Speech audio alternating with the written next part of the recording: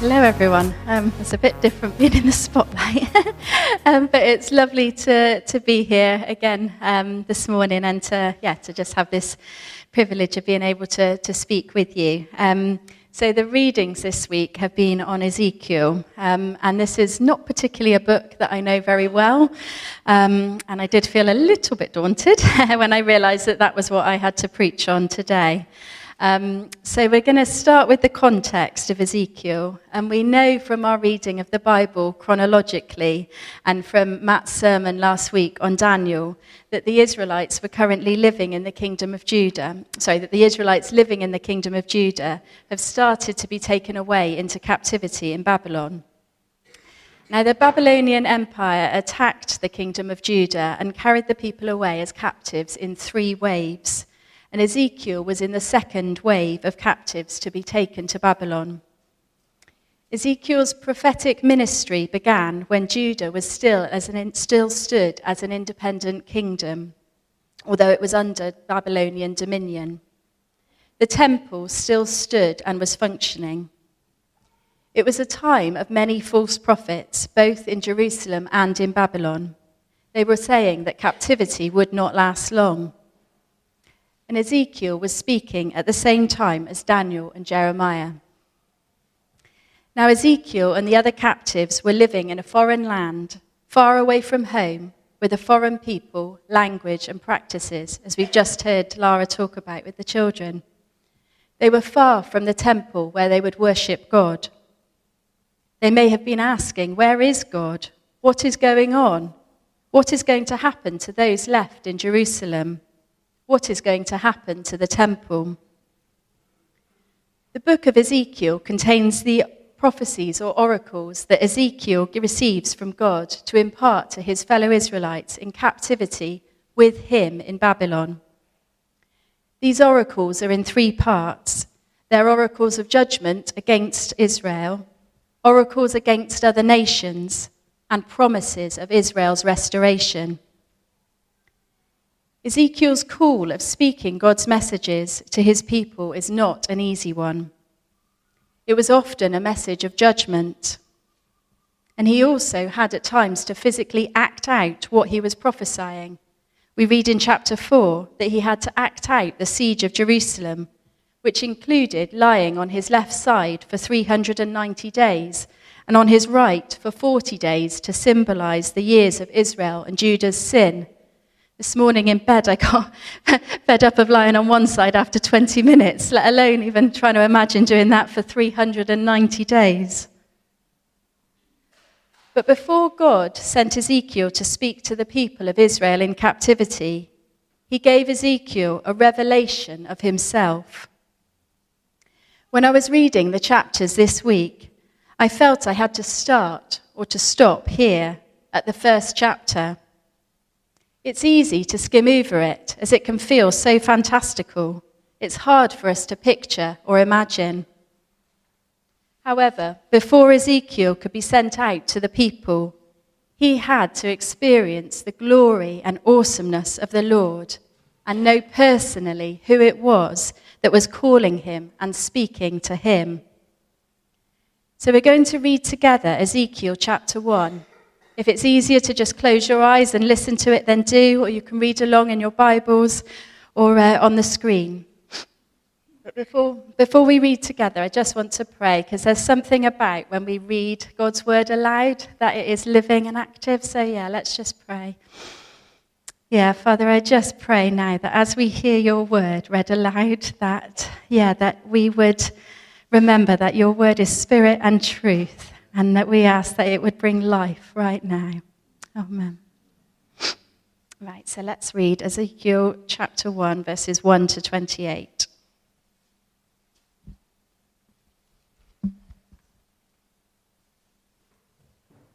In the 30th year, in the 4th month, on the 5th day, while I was among the exiles by the Kibar River, the heavens were opened, and I saw visions of God. On the 5th of the month, it was the 5th year of the exile of King Jehoiachin, the word of the Lord came to Ezekiel the priest, the son of Buzi, by the Kibar River in the land of the Babylonians. There the hand of the Lord was upon him. I looked, and I saw a windstorm coming out of the north, an immense cloud with flashing, lightning, and surrounded by brilliant light.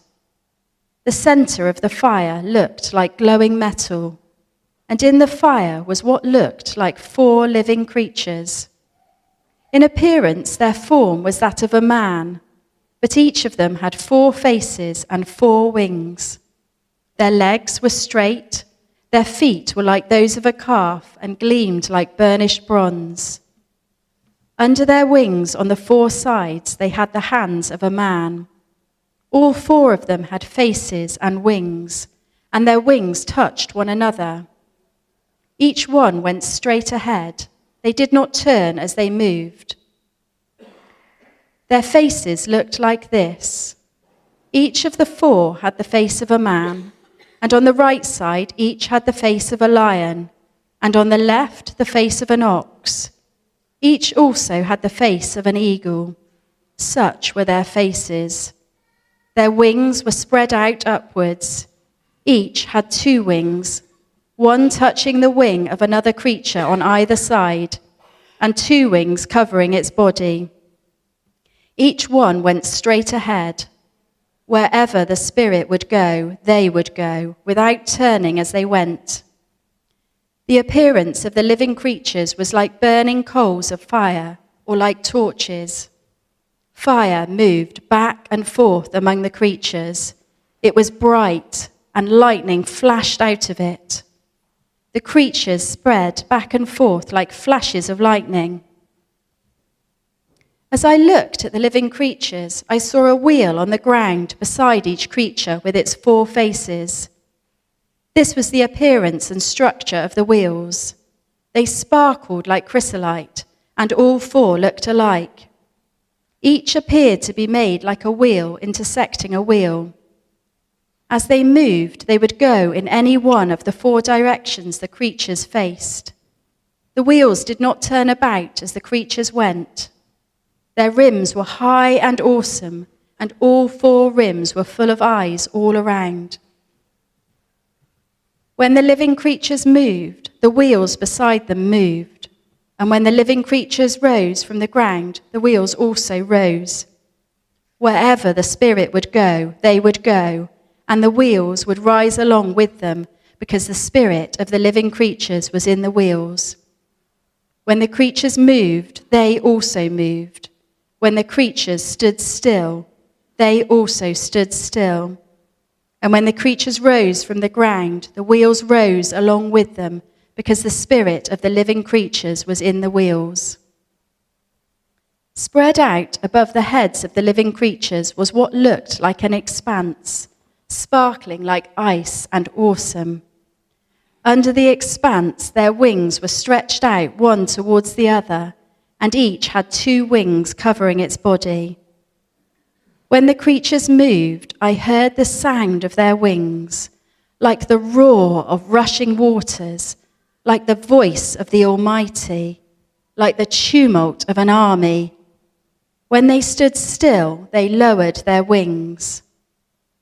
Then there came a voice from above the expanse over their heads as they stood with lowered wings.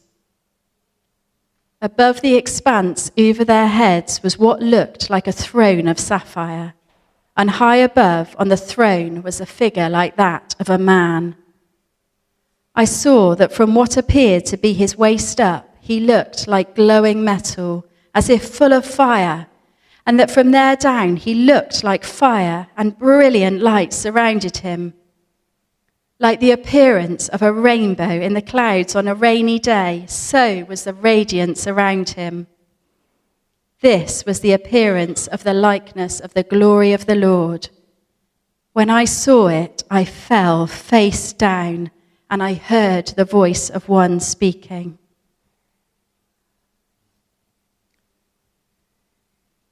Quite a passage. So if we start with Ezekiel himself, we read in verse 2 that he was a priest. He'd spent his life to that point preparing for service in the temple. He thought he knew what he was called to do. But now he's in exile. He's far away from the temple. What was his role, his purpose, his calling now? In verse 1, we read that in the 30th year, this is likely that this was his age. He was 30 years old. In Numbers 4, we read that priests began their service at the temple at the age of 30. And we read in Luke chapter 3, verse 23, now Jesus himself was about 30 years old when he began his ministry.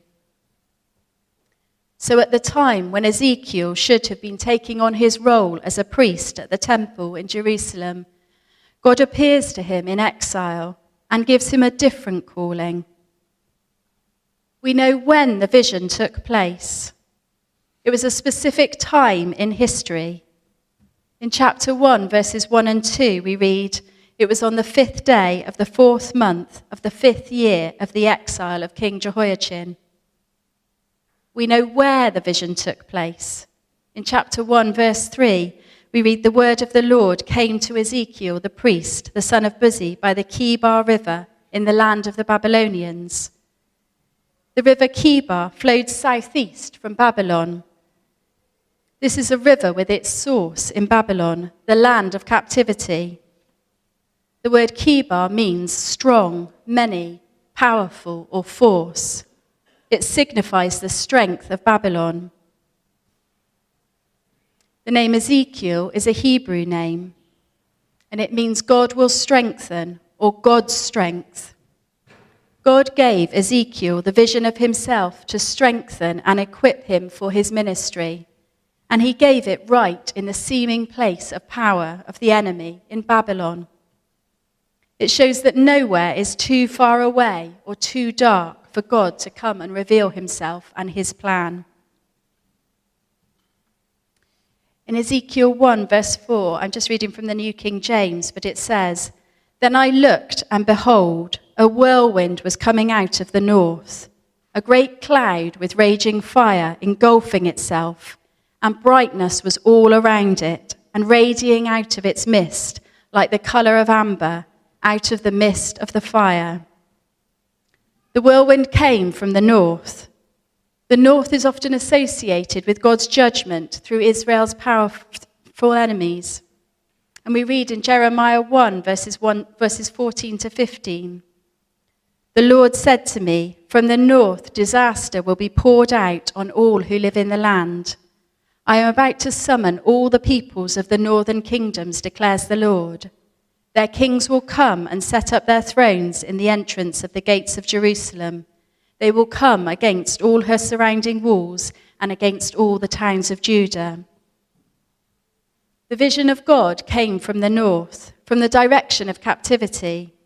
It's a way of saying that God had brought about that calamity. Now, there are two very significant things in the description of the whirlwind in Ezekiel 1, verse 4. The cloud and fire. These are images of God's presence with the people in Exodus when they left Egypt. We read in Exodus 13, verse 21, by day the Lord went ahead of them in a pillar of cloud to guide them on their way, and by night in a pillar of fire to give them light so that they could travel by day or night. At the start of the vision, God draws Ezekiel's mind back to his faithfulness in the past, bringing the Israelites out of slavery in Egypt and leading them to the promised land. He reminds him of his physical presence with the Israelites, then in the pillars of cloud and fire.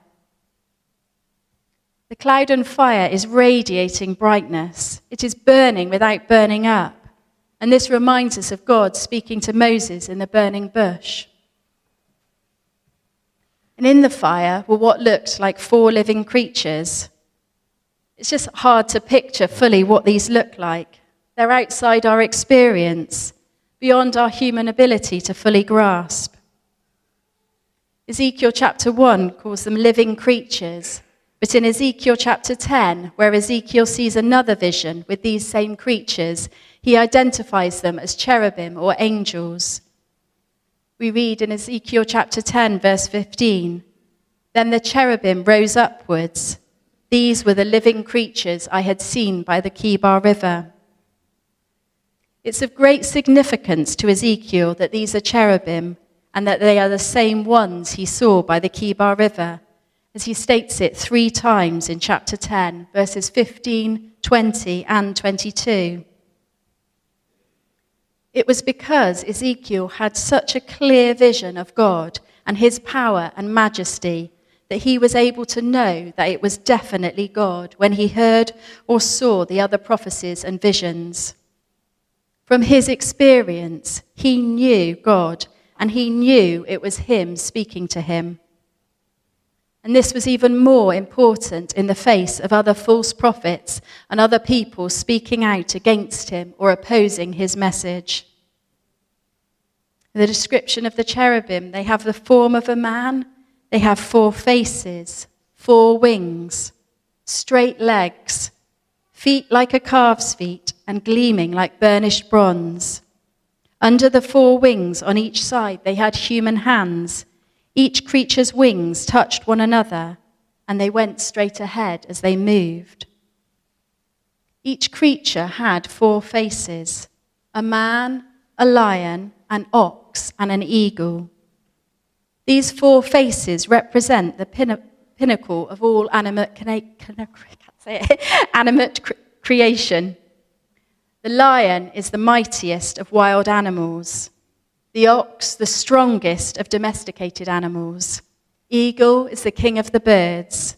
And man, the highest of all creation. In Ezekiel chapter 1, verses 12 to 14, we read that each one went straight ahead. Wherever the Spirit would go, they would go without turning as they went. The appearance of the living creatures was like burning coals of fire or like torches. Fire moved back and forth among the creatures. It was bright and lightning flashed out of it. The creatures sped back and forth like flashes of lightning. The cherubim are in movement. They're going straight forward. The movement is not chaotic or erratic. They go wherever the Spirit goes. They are in complete unity with God's Spirit. The cherubim's appearance is like burning coals of fire or torches. They're bright. They are radiating light as they move about. Ezekiel's description of these heavenly beings evokes awe. They are majestic and powerful, moving in tune with God's Spirit. They're certainly not the cuddly, baby-like cherub pictures sometimes pictured when people think of angels. In verse 15, Ezekiel goes on to see a wheel on the ground beside each creature. He describes what he sees in Ezekiel 1, 16 to 18. This was the appearance and structure of the wheels. They sparkled like chrysolite or beryl, and all 4 looked alike. Each appeared to be made like a wheel intersecting a wheel. As they moved, they would go in any one of the 4 directions the creatures faced. The wheels did not turn about as the creatures went. Their rims were high and awesome, and all 4 rims were full of eyes all around. Again, it's hard to picture quite what Ezekiel saw. It may be a chariot with 4 wheels. The wheels are sparkling and giving off the colour of beryl. Beryl can have various colours, but it could be emerald green. A wheel within a wheel. Each wheel is made up of a wheel with another wheel inside at right angles to it. The wheels are able to go in any one of the 4 directions that the creatures faced. There's a sense of smoothness of movement. It's not jerky or uncoordinated. There are eyes all around the rims of the wheels. Again, this is hard to picture.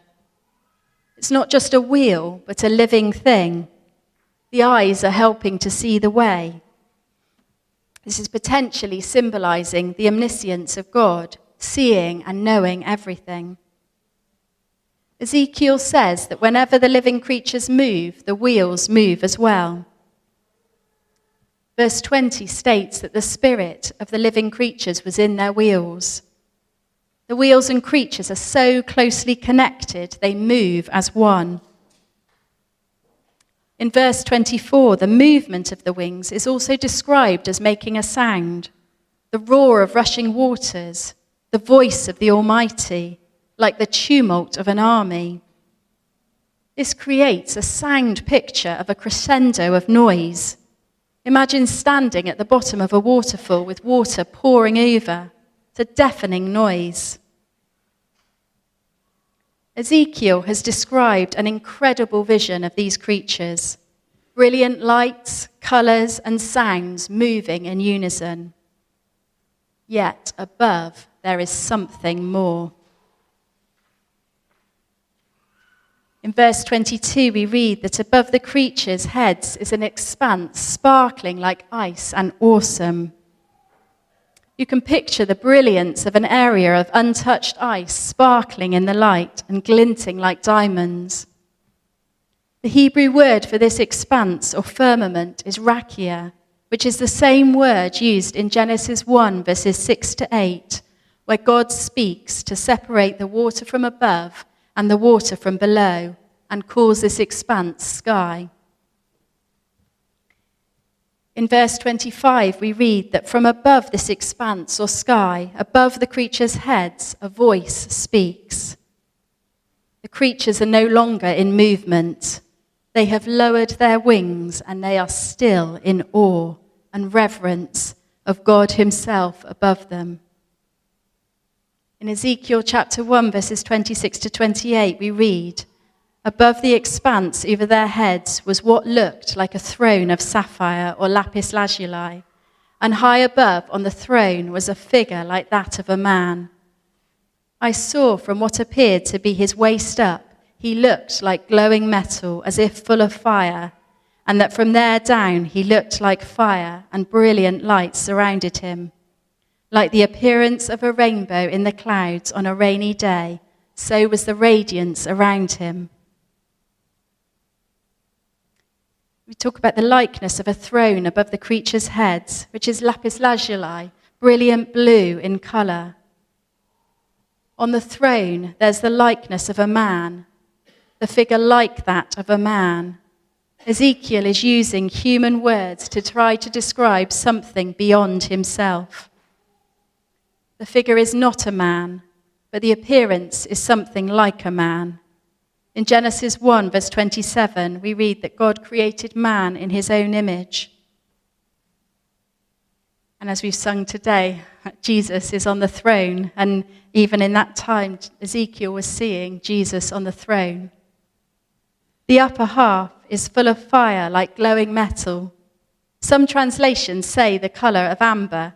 There's a sense of brilliance and radiance, glowing, shining. From the waist down, it looked like fire with brilliant light surrounding him. God is described as fire. Fire can bring destruction or judgment, but also for those that withstand the fire, it brings purity. The light around is radiating and spreading out to those below. I've had part of verse 28 going round and round in my head this week. Like the appearance of a rainbow in the clouds on a rainy day, so was the radiance around him. This is a picture of beautiful, bright, colourful radiance, hope and light amidst the darkness of the rain clouds. We know the significance and the promise of the rainbow from Genesis, where God speaks to Noah after the flood and sends him and his family out again to live on the earth and to be fruitful and multiply. And we read that in Genesis chapter 9, verses 12 to 16. I'm going to read that now.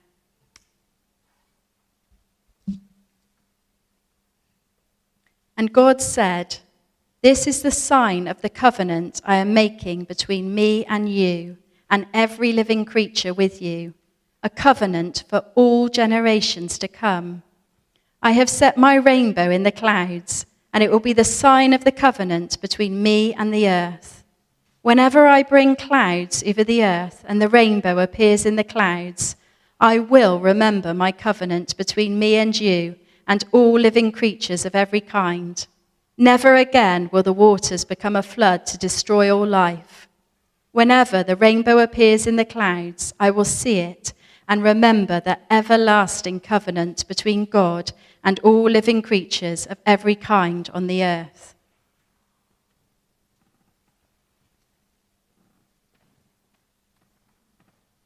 Even today, the rainbow stands as a promise of God's covenant with creation, not to destroy it by a flood again. I was reminded this week of a picture that Anderson drew back in March 2020, aged 3.5, just as everything was about to go into lockdown.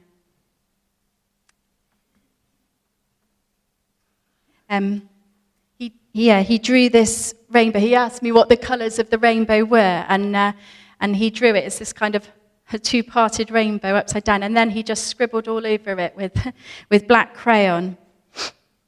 And he drew it as a card for my mum, as she had lost her sight overnight and was in hospital. It was a strange and fear-filled time. At the time, it felt like this was a prophetic picture pointing to hope in the midst of darkness, the hope that Mum might one day receive her sight again. In Revelation, in the New Testament, right at the end of the Bible, John has a vision of heaven. In John's vision of the throne of heaven, in Revelation chapter 4, he sees in verse 3, a rainbow resembling an emerald encircled the throne. A rainbow resembling an emerald encircled the throne. John sees a full rainbow encircling God on the throne of heaven. The appearance of a rainbow is not just for us, but also a reminder for God. It's amazing in John's vision that there is a rainbow around the very throne of heaven itself. It's a constant reminder to God of his promise to and covenant with creation. A rainbow over the throne of God is incredible because God is all-powerful, but he will always limit himself by his own promises. And it's helpful to remember this when we're reading some of the other chapters of Ezekiel that we've read this week that seem only focused on God's judgment and the destruction and punishment on the Israelites. We can see God's grace in Ezekiel chapter 9, where Ezekiel sees in another vision the destruction that is coming on the people left in Jerusalem who are continuing to commit idolatry. In chapter 9, there is a man clothed in linen with a writing kit at his side who is told in verse 4, "Go throughout the city of Jerusalem and put a mark on the foreheads of those who grieve and lament over all the detestable things that are done in it." And in verse 6, "Slaughter old men, young men and maidens, women and children, but do not touch anyone who has the mark." Those who are lamenting, turning back to God and following God will be spared destruction. A remnant of the Israelites will always be spared. God's heart has always been for his creation, and he longs for his people to turn back to him. So much so that he has set himself a constant reminder of his promise. God kindly gave me 2 physical rainbows in the sky this week. One, as you would expect, appearing out of the dark, rainy clouds. The other, which actually appeared the day before, was just as I was stepping out of the house to pick up the children from school. There was glorious sunshine, no rain to be seen anywhere, and in the sky was a beautiful partial rainbow arc. It was just the right time and place to see it, and it disappeared a few minutes later. I was struck in connection with the passages in Ezekiel and Revelation that in heaven, the rainbow God sees around him has no darkness surrounding it, only brilliant light. Ezekiel sees the culmination of his vision as the brilliance of God radiating out like the appearance of a rainbow in the clouds on a rainy day. He knows that he has seen and experienced the likeness of the glory of the Lord. His response is to fall down in awe and reverence, to humbly surrender, to worship him. He could not do otherwise. And it was when he was led down on the ground that God spoke to him. God didn't just reveal himself, but he also spoke to him with his living word. Ezekiel was a priest, meant to serve in the temple in Jerusalem, but now in exile. He experienced the glory of God right there in Babylon. God was not limited or confined to his temple or to Israel. He is present anywhere and above all principalities and powers. Only after he has revealed his glory does God call Ezekiel. Ezekiel had a hard and costly calling as a prophet to the Israelites in captivity, but it was made possible for him to endure it because he had experienced God's glory for himself.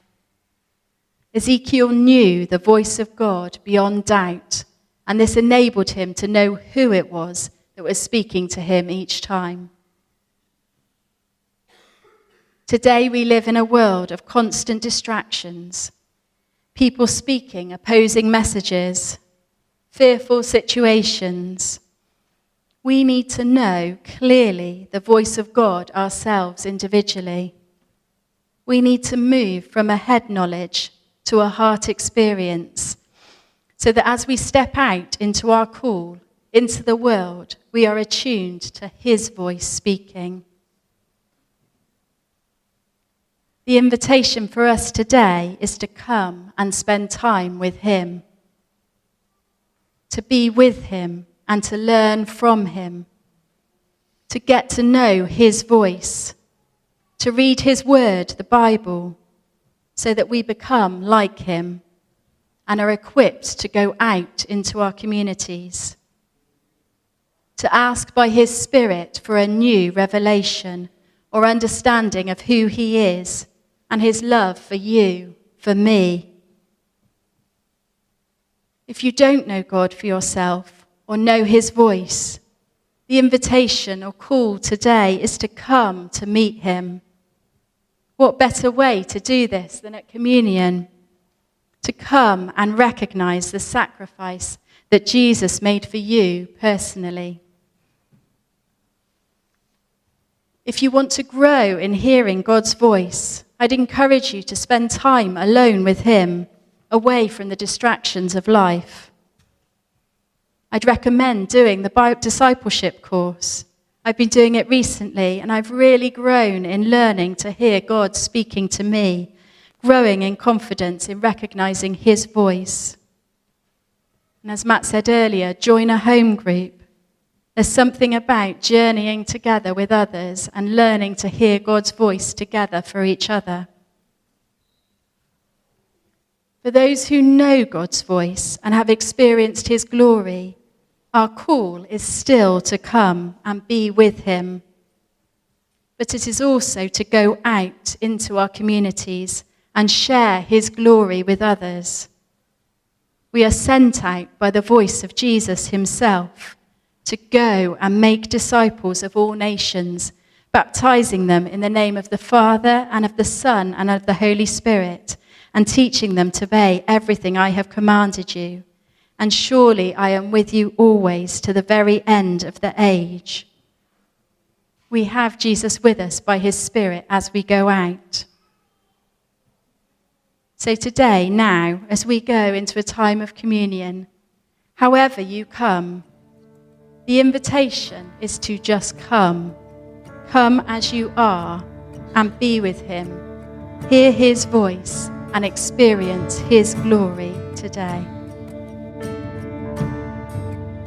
Show us who you are, Lord. Feel your goodness and your glory again in this place, we pray. Open our eyes to see